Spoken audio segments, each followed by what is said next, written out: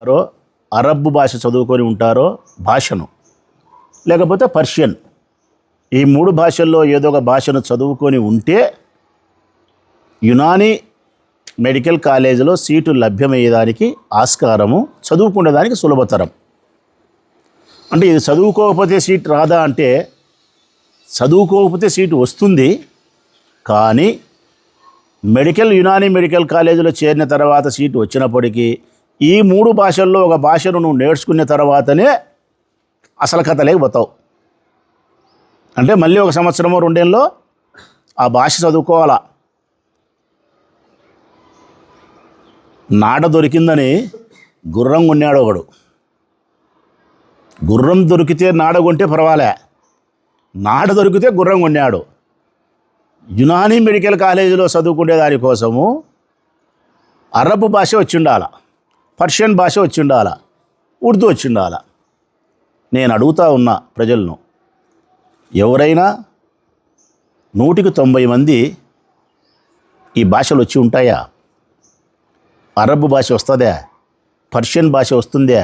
ఈ మన భాషలా ఉర్దూ భాష ఎంతమందికి వస్తుంది? ముస్లిం కమ్యూనిటీలో కూడా ఉర్దూ భాష అందరికీ రాదు.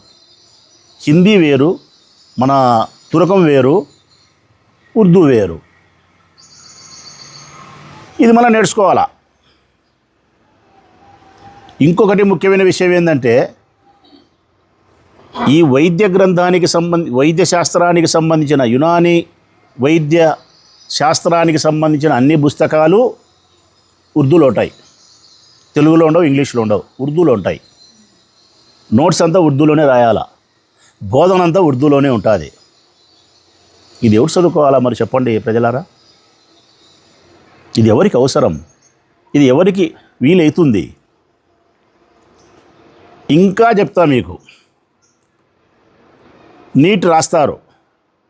నీట్ రాసిన ప్రతి విద్యార్థి ఏం కోరుకుంటాడంటే ఎంబీబీఎస్ సీట్ కావాలని కోరుకుంటాడు జనరల్.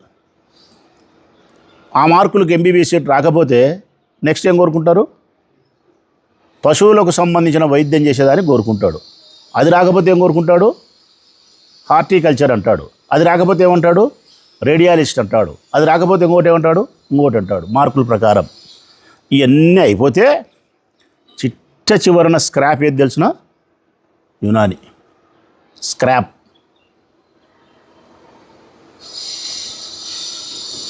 పోనీ ఈ కాలేజీలు రాష్ట్ర వ్యాప్తంగా ఎన్ని ఉన్నాయని ఒకసారి చూద్దాం. ఆంధ్రప్రదేశ్ రాష్ట్రానికి సంబంధించి 26 జిల్లాలకు సంబంధించి 5 కోట్ల మంది ప్రజలకు సంబంధించి 1,60,00,000 మంది కుటుంబాలకు సంబంధించి ఒక్క కాలేజ్ ఉంది ప్రజలారా. యునానీ కాలేజ్ ఒక్కటే. అది గవర్నమెంట్ కాలేజీ, ప్రైవేట్ కాలేజీలు లేవు. ఒక్కటే. అది కర్నూలులో ఉంది. ఇంకా ఆడలేదు ఈ ఆంధ్రప్రదేశ్ అనే భూమండలంలో.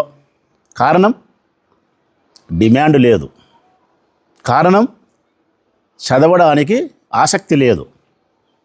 చదవాలనుకునే వాళ్ళకు భాషతో సమస్య ఉంది. చదువుకున్న తర్వాత కావాల్సినంతవంటి భవిష్యత్తు లేదు. సీట్లు ఎన్నో తెలుసునా? సంవత్సరానికి 5 కోట్ల మంది ప్రజలకు 1,60,00,000 మంది కుటుంబాలకు సంబంధించి యునానీ మెడికల్ కాలేజీల సీట్లు సంవత్సరానికి 60. 1,60,00,000 కుటుంబాలకు 60 సీట్లు ఉన్నాయి. ఈ 60 సీట్లు కూడా అయిపోవంట. దీన్ని బట్టి అర్థం చేసుకోవాలా ఎంత గొప్ప కాలేజీ ప్రొద్దుటూరికి మా పెద్ద ఆయన సాధించి పెట్టినాడు. మన పిల్లలకు ఎటువంటి వైద్య శాస్త్రాన్ని అందించడానికి భవిష్యత్తుకు బంగారు బాట వేసినాడో. మరి ఒకరి మూతులలో ఒకరు కేకులు తినిపించుకోవచ్చో తినిపించుకోకూడదో ఇంకా ప్రజలే చెప్పాలమ్మ దీనికి. ఇది ఎవరు కోరుకోరు, ఎవరు ఇది తీసుకోరు. ఎవరికి తరంగానిది అక్కరకు లేనేది ఒక పదార్థాన్ని పెద్ద ఆయన ముఖాన కొట్టినారు. ఒక పదార్థాన్ని అట్ట కొడితే ఈ పొద్దుటూరు ప్రజలను మభ్యపెట్టేదానికి పెద్ద ఆయన పదార్థాన్ని దేవుని ప్రసాదము అమృతం అన్నట్టు కళ్ళకు అద్దుకొని తిని, మీరు కూడా ప్రసాదం ఇది దేవుని ప్రసాదం తినండి అన్నాడు. వాస్తవానికి అది చెడిపోయిన పదార్థం, అందరూ తిరస్కరించిన పదార్థం. దీనికి ఇంత ప్రచారం అవసరమా పెద్దాయన? సరే, ఏదైనా మంచిదే కదబ్బా, 60 అయినా 50 అయినా సీట్లు తెచ్చినావు యునాని మెడికల్ కాలేజీ, నేను కాదల్లే. నువ్వు సాధించినావా? నువ్వు సాధించలే. ఎవ్వరూ అడగనేది అట్ట మన ముఖాన కొట్టినారు. అది కూడా నువ్వు కాదు. ఆరోగ్య శాఖ మంత్రి ఎవరైతే ఉండారో సత్యకుమార్, ఆయన ప్రొద్దుటూరులో ఎప్పుడో సంసారం చేసినాడు కాబట్టి ప్రొద్దుటూరు మీద కొద్దిగా నాది నుండి ఏదో ఇచ్చినా అనిపించుకోవాలని చెప్పి దేవుడు ఆశించలే కాబట్టి ఈ ముఖాన కొడదామని మన ముఖాన కొట్టాడు ఆయన. దీనికి నువ్వేదో చంద్రబాబు నాయుడు అడిగినట్టు కాదు. ప్రజలారా, ఈ కాలేజీని ఎవరు కోరుకోరు. ఎక్కడ కాలేజీ లేదు. ఉండబడిన ఇబ్బందులు ఇవి దీంట్లో ఉండేది. కానీ వాస్తవానికి ఎన్నికల కంటే ముందు పెద్ద ఆయన చెప్పినది, పెద్ద ఆయన కుమారుడు కొండారెడ్డి గారు చెప్పినది, ఈ ప్రొద్దుటూరు నియోజకవర్గానికి నేను ఒక మెడికల్ కాలేజీ సాధించి పెడతాను అని చెప్పినాడు. ఈ ప్రొద్దుటూరు పట్టణ ప్రజలందరి తరఫున మీకు ఓట్లేసి గెలిచినారని మీరు అనుకుంటున్నారు కాబట్టి, నేనైతే అనుకోవడంలే. ఈవీఎం మిషన్లే ఎన్నిసార్లైనా నా పాయింట్ అదే. మోసం చేసే గెలిచినారు మీరు, నిజాయితీగా గెలిచలే. మీరు ఎన్నిక కాబడినారు కాబట్టి ఏ రూపంలోనైనా కానీ ఎన్నికల కంటే ముందు మీరు ఇచ్చిన వాగ్దానం ఏమైతే మెడికల్ కాలేజ్ ఉందో, మీరు మెడికల్ కాలేజ్ తీసుకురావాలా. 2 ఏళ్ళు గడిచింది, ఇంకా 3 ఏళ్ళు ఉంది, తీసుకురావాలా. మీరు మెడికల్ కాలేజీ మీరు తీసుకురాకుండా ఎవరికి అక్కరలేనిది, పిల్లలకు ఉపయోగపడినది, చదువుకోనేది మన ముఖాలు ఇసిరి కొడితే అది తీసుకొచ్చి ఇదేదో పెద్ద మేలు చేసినానట్టు చెప్పుకొని మెడికల్ కాలేజీ యొక్క చర్చను ముగించాలా అనుకున్నారేమో. కుదరదు. అది మీరు సాధించాల్సిందే. మెడికల్ కాలేజీ మీరు సాధించి తీరాల్సిందే. యునాని మెడికల్ కాలేజ్ ద్వారా మీరు మెడికల్ కాలేజ్ యొక్క సాధనను మీరు విస్మరించినామని అనుకుంటే మాత్రం కుదరదు. తప్పకుండా మేము ప్రశ్నిస్తూనే ఉంటాం. ఇంకా ప్రజలారా, యునాని వైద్యం గురించి కూడా మీకు తెలియాల. ప్రజలకు ఇది ఎంతవరకు మనకు ఉపయోగం, ఎంతవరకు ఉపయోగం కాదనేది కూడా మీకు తెలియాల. అసలు యునాని అనే పదమే మన పదం కాదు, గ్రీకు పదం. అది గ్రీకు పదం. ఈ వైద్యమే గ్రీకు దేశంలో పుట్టింది, భారతదేశంలో పుట్టిన వైద్యశాస్త్రం కాదు ఇది. ఎక్కడో గ్రీకు దేశంలో పుట్టినటువంటి వైద్యశాస్త్రం. తర్వాత దాన్ని ఇస్లాం మతం డెవలప్ చేసింది. పర్షియన్స్ కానీ, అరబ్స్ కానీ, ముస్లిం కంట్రీస్ కానీ దాన్ని డెవలప్ చేసినాయి. ఇది అంతర్జాతీయ వైద్యశాస్త్రమా అని ఒకసారి పరిశీలిస్తే ప్రజలారా, ఇది ప్రపంచంలో ఎక్కడా లేదు, కొన్ని దేశాల్లో మాత్రమే ఉంది ఈ వైద్యశాస్త్రం. ఇప్పుడు మనం ఎంబీబీఎస్ చదివినాము, రష్యాలో చదువు, అమెరికాలో చదువు, జర్మనీలో ఎక్కడ చదువు, మెడికల్ చదివితే కానీ ఎక్కడైనా వాడు డాక్టర్, ఎక్కడికైనా పోయి వైద్యం చేయొచ్చు. కానీ యునాని మెడికల్ చదివితే కొన్ని దేశాల్లో మాత్రమే వైద్యశాస్త్రం ఉంది. అంతర్జాతీయమైనటువంటి వైద్యశాస్త్రం కాదు, విలువ లేదు. పోనీలబ్బా, భారతదేశం వరకైనా మనం అనుకున్నాము, భారతదేశంలో ఉంది, జాతీయ స్థాయిలో ఉంది అనుకుంటే 6 రాష్ట్రాల్లో ఉంది భారతదేశంలో. ఆంధ్రప్రదేశ్లో ఒక కాలేజీ, తెలంగాణలో, కర్ణాటకలో, మహారాష్ట్రలో, ఢిల్లీలో, ఉత్తరప్రదేశ్లో. ఇంకా భారతదేశంలో ఎక్కడ లేవు ఈ కాలేజీలు. ఈ యునాని మెడికల్ సీట్ సంపాదించుకొని చదువుకునే పిల్లలు ఎవరైనా ఉంటే వీళ్ళు పెద్ద పెద్ద సర్జరీలు చేసే అర్హత కూడా లేదు. పెద్ద పెద్ద సర్జరీలు, నేను కాన్పు చేయొచ్చా, నేను కడుపు కోవచ్చా, నేను కిడ్నీని కడుపు కోవచ్చా, లేకుంటే పేగులకు ఏదైనా ఇబ్బంది వచ్చి కడుపు నొప్పి వచ్చి నేను చేస్తా, ప్రాంకియాస్ లేవు. మీరు పెద్ద పెద్ద సర్జరీలు చేసే అధికారం కూడా వీరికి లేదు. చిన్న చిన్న సర్జరీలు చేయొచ్చు. అంటే పిరేకు గుల్లలు వేసింది, ఏడా పిరేకు ఒడగులో వేసాలే సార్, అది ఒడగులో తెంపు పెట్టడం, ఎర్రమట్టి పట్టిస్తాను చూడి, అట్లాంటి సర్జరీలు చేయొచ్చు వీళ్ళు. ఈ వైద్యశాస్త్రానికి సంబంధించి ఇది ప్రధానంగా ఎట్లుంటుంది వైద్యశాస్త్రం అంటే, మొక్కల మీద లేకుంటే ఖనిజాల ద్వారా జంతువుల యొక్క మూలాల నుంచి తయారు కాబడిన ఔషధాలు ఇవి. మొక్కల్లో నుంచి సహజమైన ఔషధాలు ఏవైతే ఉంటాయో అవి తీసుకుని తయారు చేయాలి. లేదంటే భూమిలో దొరికే ఖనిజాలు ఏమైతే ఉన్నాయో వాటి ద్వారా, లేదంటే జంతువుల యొక్క మూలాల నుంచి, వీటి నుంచి మందులు తయారు చేయాలి. ఈ వైద్యశాస్త్రం అంతా ప్రధానమైన దృష్టి దేని మీద పెడతారంటే ప్రజలారా, జీవన శైలి మీద పెడతాది ఈ వైద్యశాస్త్రం. అంటే పొద్దున్నే లేయి, 1 గంట ఎక్సర్సైజ్ చేయి, వ్యాయామం, ఆహార నియమాలు, జీవన శైలి, శరీరం శుద్ధిపరచుకోవడము, సహజమైన ఔషధాలు, ఇది వైద్యశాస్త్రం. ఇంతే దీంట్లో ఉండేది. దీనికి వైద్యం ఎటు చేయాలా? నేను చెప్పినా కదా, ఈ ఖనిజాల ద్వారా కానీ ఔషధాలు తయారు చేసినట్టు, లేకుంటే జంతువుల మూలాల నుంచి తయారు చేసిన ఈ మందులు ఇస్తారు. లేదంటే స్నానం ద్వారా చికిత్స చేస్తారు. స్నానం చేసి, తెలుసు కదా, స్నానం చేసి చిన్నగా గోరువెచ్చని నీళ్ళు మెల్లిమెల్లిగా పడతా అంటే నడుము మీద నేడబడితే అట్లా నడుమును దీన్ని ఒక చికిత్స అంటారు. మనకి ఏదైనా అరికాలందుకు గుల్లలు గిల్లలు లేసే చేపలు ఇడిచి నీళ్ళలో కాలు పెడతాం, దేనికి? వైద్యం. అట్లనే ఈ వైద్యశాస్త్రంలో జలగలతో వైద్యం చేస్తారు. జలగలతో ఇట్లాంటి వైద్యం. దీని జీవనశైలి ఇది, దీని వైద్యశాస్త్రం ఇది. ఇది పుట్టింది గ్రీకులో. ఈ పర్షియన్ భాష చదివి ఉండాలా. మరి కామనూళ్ళు ఎంతమంది పర్షియన్ చదివినారో, మా దర్శనపల్లిలో ఎంతమంది అరబ్బు చదివినారో, మా గడిచిపాటి లక్షిదమ్మ వాటిలో ఎంతమంది ఉర్దూ చదివినారో పెద్ద ఆయన చెప్పాలా. మరి ఎవరికి ఉపయోగం? ఎవరికి ఉపయోగం లేదబ్బా. ఒక్కరికి ఉపయోగం ఉంది, ఒకే ఒక్కడికే ఉపయోగం ఉంది, చక్కని ఉపయోగం. వరదరాజరెడ్డి కుమారుడు కొండారెడ్డి, ఆయనతో పాటు ఆయన పార్ట్నర్ అయినటువంటి పర్లపాడు మహేశ్వరరెడ్డి, వీళ్ళిద్దరికీ ఉపయోగం. ఏం ఉపయోగము? ఈ కాలేజీ కానీ ఒకవేళ దేవుని దేవల వాళ్ళు ఏదో జీవో ఇచ్చినామన్నారు, జీవోలకే పరిమితం అని నేనంటానా? కాదు, సాధించి పెడతామంటే 10 ఎకరాలు కావాలన్నారు.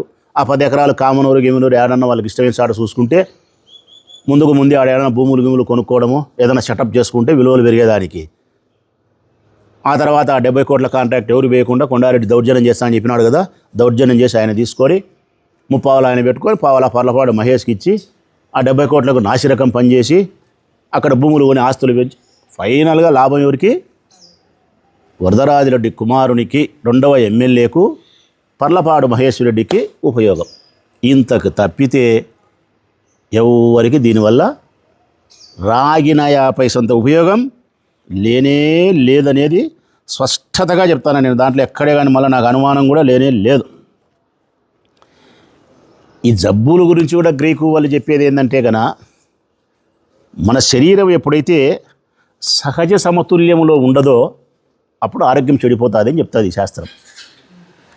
మన లోపల ఆర్గాన్ అంత ఫంక్షనింగ్ ఏమైతే ఉన్నాయో, కిడ్నీ కావచ్చు, లివర్ కావచ్చు, లంగ్స్ కావచ్చు, హార్ట్ కావచ్చు, బ్లడ్ ప్రెషర్ కావచ్చు, ఇవన్నీ ఏమైతే ఉన్నాయో ఈ ఆర్గాన్ అన్నీ కూడా సహజమైనటువంటి సమతుల్యంలో ఉంటే ఆరోగ్యం బాగుంటుంది. ఇది మనందరికీ తెలిసినదే. ఈ సహజమైన సమతుల్యం చెడిపోతే అప్పుడు జబ్బులు వస్తాయి. అప్పుడు జబ్బులు వస్తే దీనికి ఈ యునాని చేసేది ఏంటంటే కనుక జీవనశైలి విధానం మార్చు, వ్యాయామం చేయి, జలగలతో చేయి, స్నానంతో చికిత్స చేయి, లేకపోతే తిండి తిప్పలు మార్చు, లేకపోతే ఏదైనా ఔషధాలు కావాల్సింటే జంతువుల నుంచి తయారు చేసేది, ఇవి. అంతకు మించి చేసింది లేదు. వీళ్ళు డాక్టర్ అని కూడా ఎంబీబీఎస్ డాక్టర్ అన్నట్టు కూడా డాక్టర్ అని అన్నారు. యునాని డాక్టర్ అనాలా, యునాని డాక్టర్ అనాల్సిందే, డాక్టర్ అనే దానికి కూడా లేదు. ఇంకా కరెక్ట్గా ప్రభుత్వ భాషలో చెప్పాలంటే ప్రభుత్వం దాంట్లో ఉంటుంది ఆయుష్. విన్నారు కదా, ఆయుష్ డాక్టర్ అంటారు. ఈ యునాని మెడికల్ కాలేజ్ యొక్క నియమాలు, నిబంధనలు, ఈ సీట్లు, ఈ కథ అంతా కూడా ఆయుష్ పరిధిలోనే వస్తాయి. ఆయుష్ యొక్క పరిధిలోనే వస్తాయి ఇవన్నీ కూడా. ఆయుష్ వైద్య వ్యవస్థలో భాగమే ఇవన్నీ కూడా నాకు తెలిసినంత వరకు.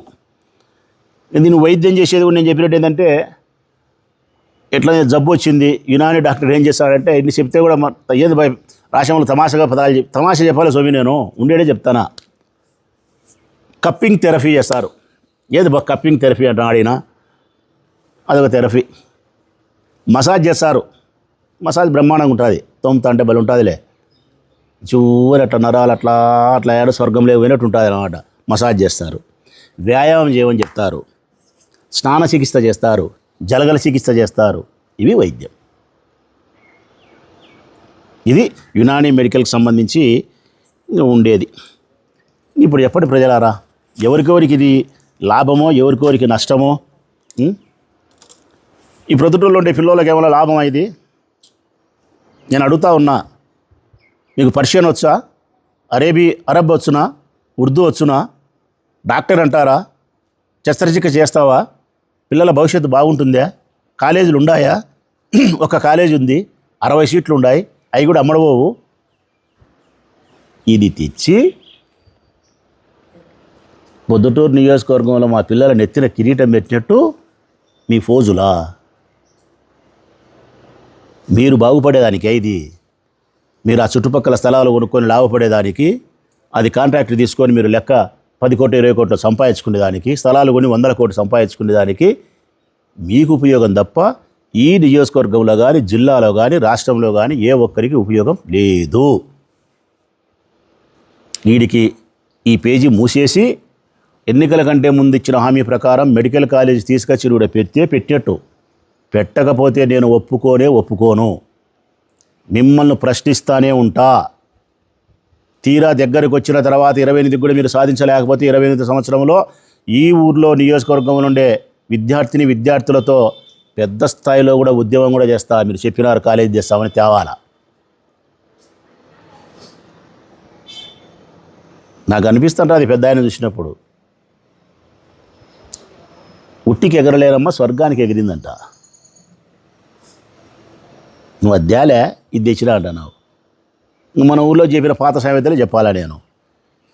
ఇంకా పెద్ద ఆయన చెప్పేది ఏంటంటే ఇంకా మెడికల్ కాలేజ్ తేలే, ఏదో ఒకటి లెబ్బా తెచ్చినా సర్దుకోండి. ఇంకా ఏముంది, ఇంకా యునానో దాంట్లో మెడికల్ ఉంది, దీంట్లో మెడికల్ ఉంది, దాంట్లో మెడికల్ ఉంది, దీంట్లో మెడికల్, సరిపోలే ఇంకా సర్దుకోండి, ఏదో ఒకటి తెచ్చినాలే.